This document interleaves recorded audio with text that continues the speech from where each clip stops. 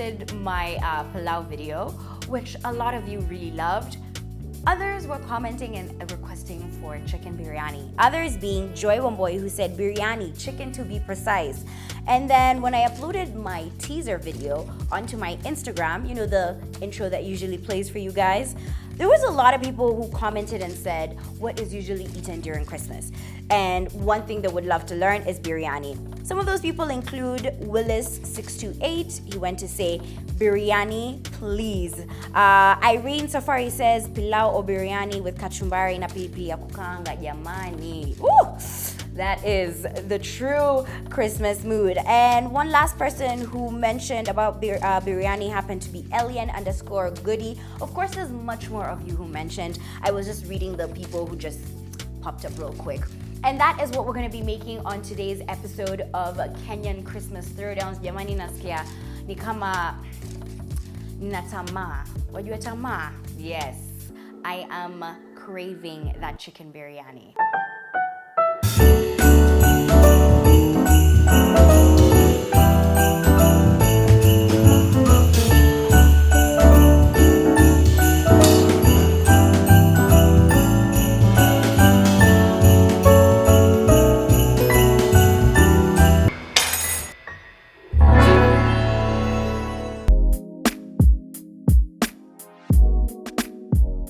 Let us begin on our overnight marinade. We're gonna be needing one whole Kienyeji chicken, which is Roadrunner chicken. So we're gonna head to wash it, clean it, and all that good stuff. I got Santos in them to cut it for me into pieces. And now for the spices, we're gonna be using cinnamon, garam masala, bay leaves, garlic powder, caradamoms, iliki, some red chilies, turmeric, black pepper. We have some salt, and we're gonna be using about 1 cup of maziwa Lala, which is basically buttermilk, and you can make this at home with some milk and some vinegar. The components in buttermilk help break down the enzymes of the chicken because it helps it soften. So let's start mixing everything together. So I usually marinate my chicken in a pot to make it easier for cooking the next day. We're gonna take our Kienyeji chicken, we're gonna place it in here.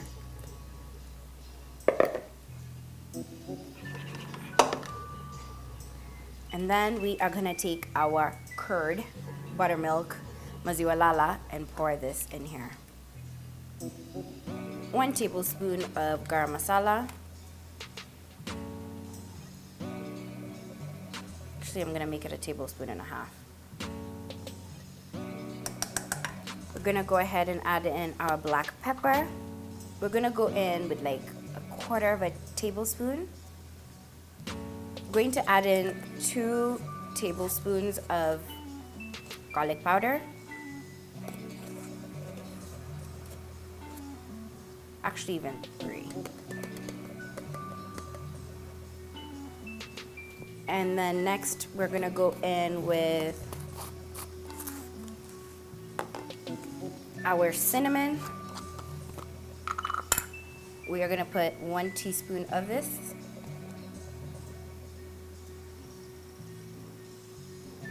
We're going to add in just a hint of chili. That's about 1/2 teaspoon. 3/4 teaspoon of caradamom. Actually, I think I'm gonna add a little bit more. So I've added in 1 whole teaspoon actually of caradamom. Our turmeric, about 1/2 teaspoon in here. We don't wanna go too crazy on this actually. Let's go with 3/4 teaspoon of turmeric. Going to add in 1 huge pinch of salt, and then another 1/2 one. Lastly, we are going to add in our bay leaves. 1, 2. And then we're just gonna stir this and let the magic happen overnight, which is marinate. Just making sure all the spices, of course, catch on really well to our Kienyeji, our chicken.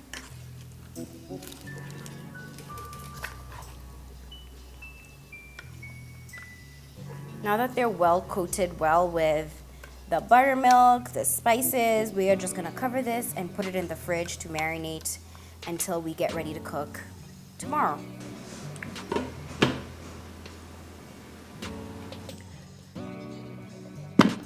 Just like I showed you, last night I marinated my Kienyeji chicken, which I needed it to be tender and full of love. And right now I made sure to bring it out to room temperature. So that's a major key before you cook any meat that you had probably frozen or just had sitting in the fridge. You need to bring it out to room temperature for about 40 minutes.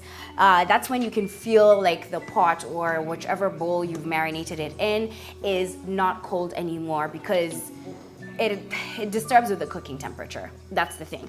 Apart from having the kienyeji ready, I also have a bit of the veggies that I'm gonna be using. We have one big onion that I sliced right here. I also have 4 tomatoes that I cubed. Of course, I have my garlic, which was about 4 cloves, and I've just diced it really well. And I'm gonna be pulling out the spices that I'm gonna be using. But in the meantime, let us first commence with putting this kienyeji onto the stove.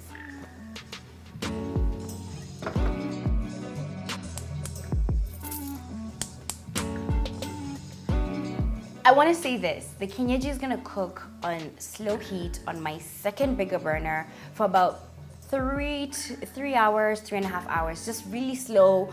I'm not going to touch it. I'm probably going to check on it, but the whole goal is not to touch it.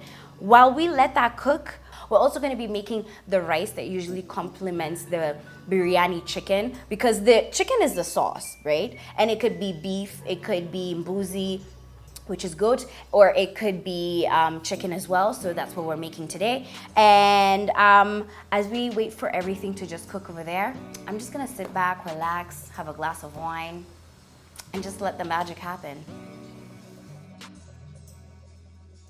It's been 2.5 hours. Our biryani chicken sauce has been cooking for that long so far. For every hour, I was checking with a fork if it's cooking through and it's becoming tender. And so far, with 2.5 hours, that's exactly what has happened. Now, I have a couple of things laid out here, which we're of course gonna get into. I have 1.5 cups of rice, which I have washed. I soaked in water for like about 10 minutes. And you already know 1.5 cups of rice means 3 cups of water. We have 1 onion here that we completely sliced. I have 4 tomatoes, which are completely diced. I have 3 to 4 cloves of garlic that I diced as well. I have a red food coloring, yellow food coloring. I'm pretty sure there's gonna be someone in the comment section asking me whether you can buy this.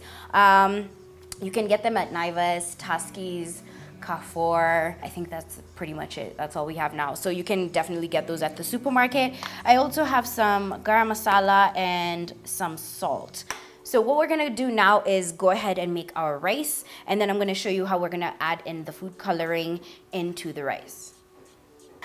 So we've put our rice on the stove. I added just a pinch of salt and just like a hint of oil, or rather like a tablespoon of oil. So we're gonna leave that boiling, and of course I'm gonna show you what we're gonna do once it starts boiling and everything like that. In the meantime, in my pot right here, I have added in all the excess oil that was in the kienyeji chicken. Maybe I should just swirl it like that. So all this excess oil is definitely from the kienyeji chicken, and the maziwa Lala, I usually feel like it has a little bit of fat. So all of that was like floating above. So I'm gonna use it to actually pan fry my sauce. We're gonna get our oil nice and hot and then add in our onions.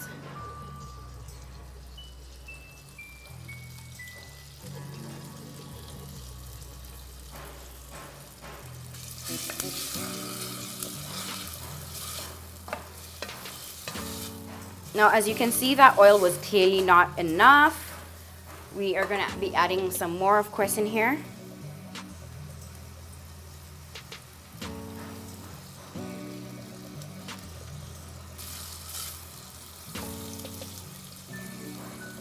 So the heat right now is on high heat. We're just gonna put in a pinch of salt and let these onions soften up.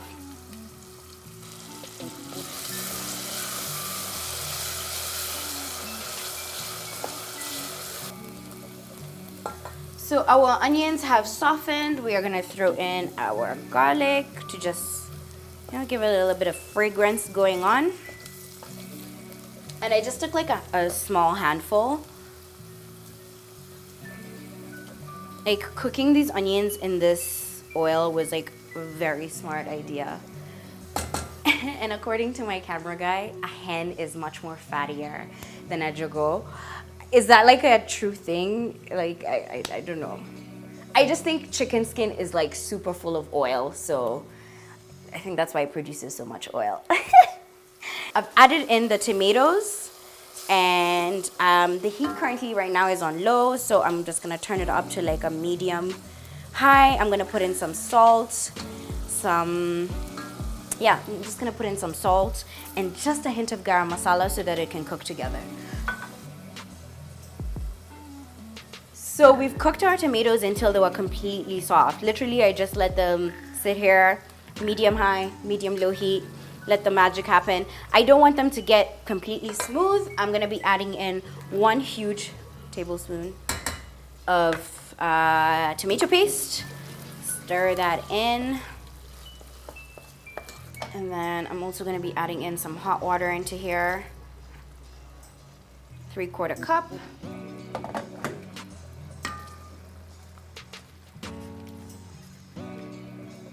And then I'm gonna be adding in some more salt.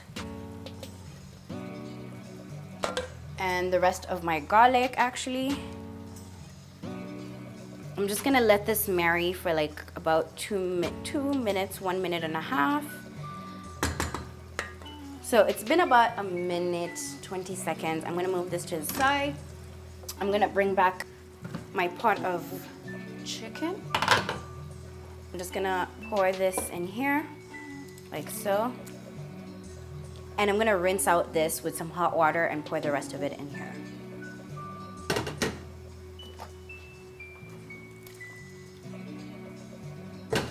Just going to combine everything.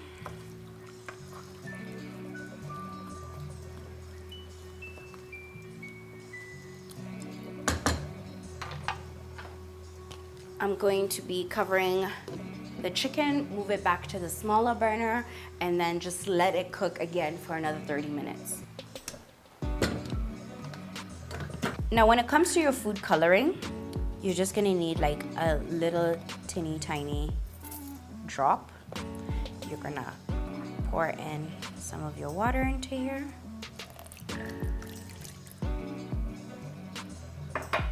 And then you're just gonna stir. So you're gonna do the same for the red coloring as well, because this is what we're gonna need to add into our rice. So the trick is, I'm pretty sure there's people who found other methods. I usually use a knife, and I'll just like create a little hole and pour in my food coloring,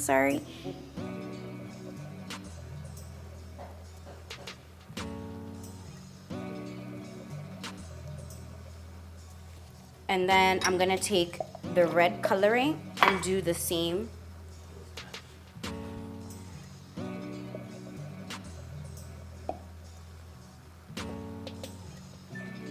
So I made about 6 holes around in order for me to have different coloring and to still have the white. And now the heat is on completely low.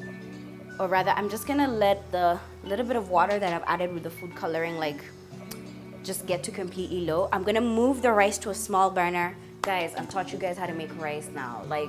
I'm gonna move it to a small burner and let it just cook together for about 25 minutes.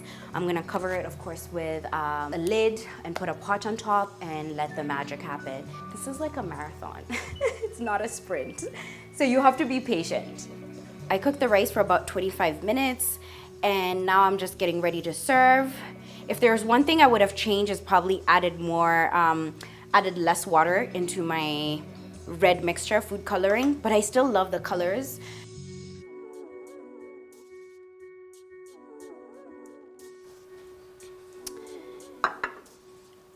I'm so excited.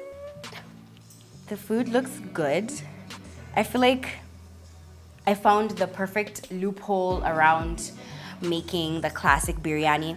So growing up, we used to have to make this meal overnight. Like when I say overnight, I'm talking about the night before my parents involve us in the whole process.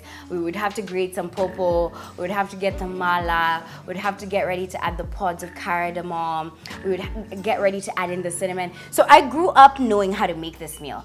But as I grew older, I was just like, there has to be a way for us to simplify this whole method, right? I could not find a raw popo to save my life. However, I tasted it while it was still in the pot, and it tastes exactly like how I grew up eating this meal. This is a masterpiece, and I'm hoping when you finally make it, you're gonna be tagging me and letting me know, of course, how it was and everything like that. If you prefer, you can also add the tomatoes when you're marinating it overnight. In the meantime, guys, it's the recipe that you guys have been waiting for. My hashtag to use is Miss Mandi Throwdown, Kenyan Christmas Throwdowns, and let me just do what I know how to do best, eat.